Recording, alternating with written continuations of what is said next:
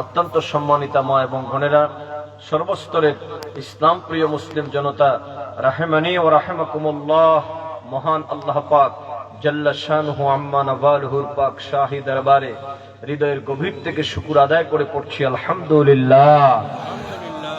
মহান আল্লাহ পাক যে আজকের এই সুন্দর বেহেশতের বাগানে আমাদেরকে আসার এবং বসার, কিছু কথা বলার এবং শোনার তৌফিকটুকু দান করেছেন, এই জন্য আপনারা বেজান না খুশি? অল্প নাকি বেশি? তাহলে সে কায়দায় পড়েন আলহামদুলিল্লাহ। প্রিয় সুধী, যেহেতু সময় খুবই কম, কথা বলার দুইটা নীতি, একটা হচ্ছে বেশি সময়ে কম কথা, আরেকটা হচ্ছে কম সময়ে বেশি কথা। আজকে আমরা দ্বিতীয় নীতি অবলম্বন করে, ভাইজান নিচে কেন উপরে আছেন না, দ্বিতীয় নীতি অবলম্বন করে আমরা আজকে কম সময় অনেক কথা শুনবো, বলেন ইনশাআল্লাহ।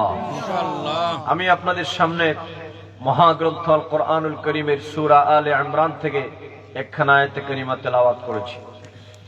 এই আয়াতে কারিমার মধ্যে মহান আল্লাহ পাক সুবহানাহু ওয়া তাআলা তিনি ঈমানদারদেরকে দুটি বিষয় সম্পর্কে আল্লাহ পাক নির্দেশনা প্রদান করেছেন।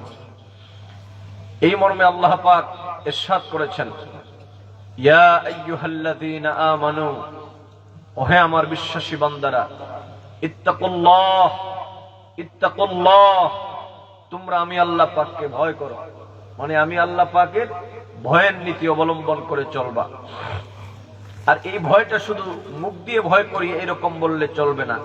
হাক্কা তুকাতিহি, প্রকৃত ভয় বলতে যা বুঝায় তার মানে যে ভয় ভীতি অন্তরের মধ্যে পয়দা হলে পড়ে পৃথিবীর কোন অন্যায় উপকর্ম করা তোমার পক্ষে সম্ভব হবে, এরকম করে আমি আল্লাহ পাককে ভয় করো। আর নাম্বার 2, ওয়ালা তামুতুন্না ইল্লা ওয়া আনতুম মুসলিমুন, আর প্রকৃত আনুগত্যশীল মুসলিম বান্দা না হয়ে তোমরা পৃথিবীর থেকে মৃত্যুবরণ করবে না। কথা বুঝতেছেন আমার? মুফাসসিরিনে কেরামগণ বলেন, আল্লাহ পাক এই আয়াতের মধ্যে ঈমানদার মুমিন মুসলমানদেরকে দুটি বিষয় সম্পর্কে আল্লাহ পাক নির্দেশনা প্রদান করেছেন। একটি হচ্ছে তাকওয়া, অপরটি হচ্ছে আল্লাহ পাকের আনুগত্যশীল ফরমাবরদার বান্দায় পরিণত হয়ে যাওয়া। সুবহানাল্লাহ, সুবহানাল্লাহ। আপনারা যেরকম সুবহানাল্লাহ বলতেছেন মনে হচ্ছে রমজান মাস শুরু হয়েই গেছে। কথা বলেন, রমজান মাস কি শুরু হয়েছে? আরো তো 2-3 দিন বাকি আছে, তো এত আসতে কেন?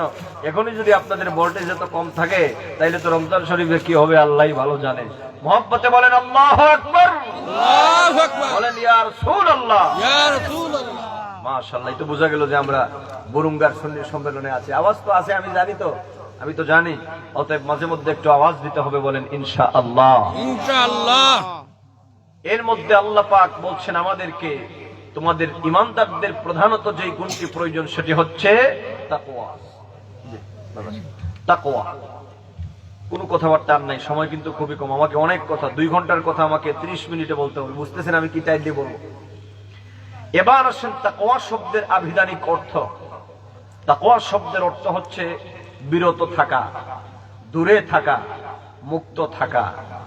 ইসলামী শরীয়তের পরিভাষায় মহান আল্লাহ পাকের ভয়ভীতি অন্তরে ধারণ করে আল্লাহ পাকের নিষিদ্ধকৃত বিষয় থেকে নিজেকে মুক্ত রাখার নামই হলো তাকওয়া।